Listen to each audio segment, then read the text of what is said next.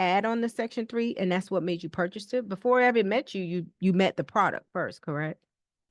No, that's not correct. No? It was through you where I initially found out through Section 3. I was like so many other people, never heard of it, didn't know opportunities was available, none of that.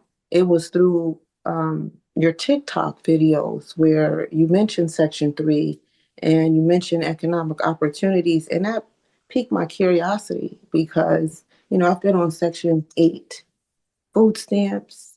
I've been Mm, struggling all these years, especially through undergrad. And mm, I never heard of any type of opportunity like this.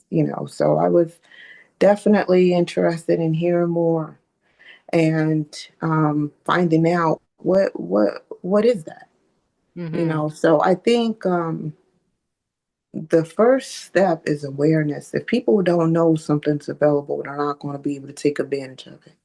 If there's not enough people talking about it, people is just going to miss that information. It's never going to be presented to them. So I Right. think that's the reason why it's a good um, it's a Mm, good opportunity, for me to ex- expand in my role. Expand. And what I mean by that is, once I got the information about Section 3 through you and through your classes mm-hmm. and your materials, I went on and I ventured off into creating my own Section 3 business, informing people of it because I thought to myself, wait a minute, this is what they hid from us. They didn't tell us this. Mm, People need to know. So I made it my mission to start my own business and try to create and spread awareness. mm, But being a one woman army, I didn't get far, and I realized I'm mm, not going to get far alone. It would be beneficial of me. It would behoove me to join forces and create partnerships and reach out and just try to skim that mm. cat 99 ways to get in Right. to see how this is going to benefit me, my family, and my community. And I when I applied for and I seen this position on the website, it was a light bulb. I said, this is Mm. my avenue, this is my way. You know So what I you mean? saw the position called what? What was the position called? The position was called Data Management Section 3 Compliance Specialist. And it was only open for about 2 days. I just No so way. happened to come past it. As soon as I came past it, I thought of you. I thought of all the information that you gave me already. And I said, you know what? I feel qualified. I feel qualified. I feel like I know.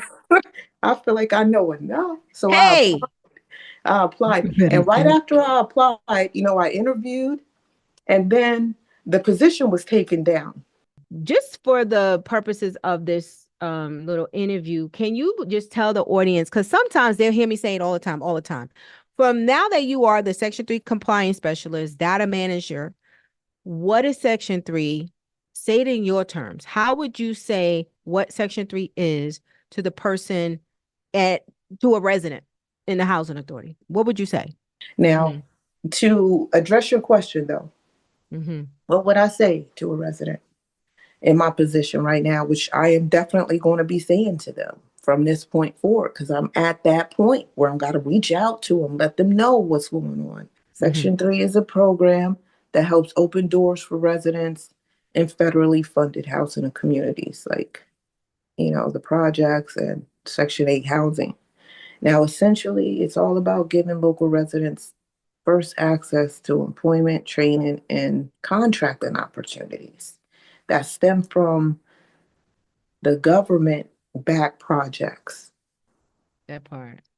That part. Because I promise you on Christmas, I said a whole prayer for you. I was like, Lord, because you are like the epitome. Because here's what people need to know that this whole, first of all, you could be wealthy and broke. Number one, you can have you can have vision. You can know how to use resources, but then there's these environments sometimes that can restrict access and or not give it or grant it. And then sometimes for whatever reason, just because you live in housing does not mean you are poor. Number one.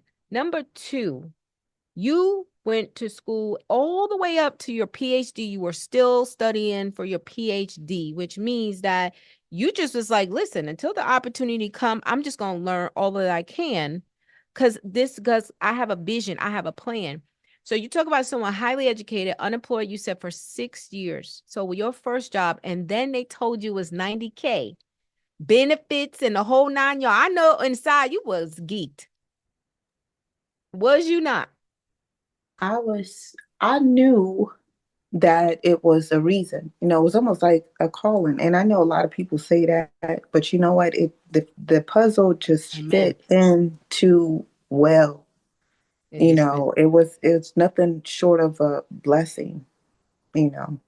But I'm here, that was good for me, but I'm not Yeah. here for me. I don't show up every day for me. I understand that there's a whole community out there, A whole community. that needs me, that needs Amen. me to make a blessing for them. Amen. Now that I'm here, that worry is gone. Now my biggest Mhm. my biggest task at this point, my entire objective is to not just spread awareness, but get contracting opportunities to our community, Mm, make real change in the mm. lives of our community.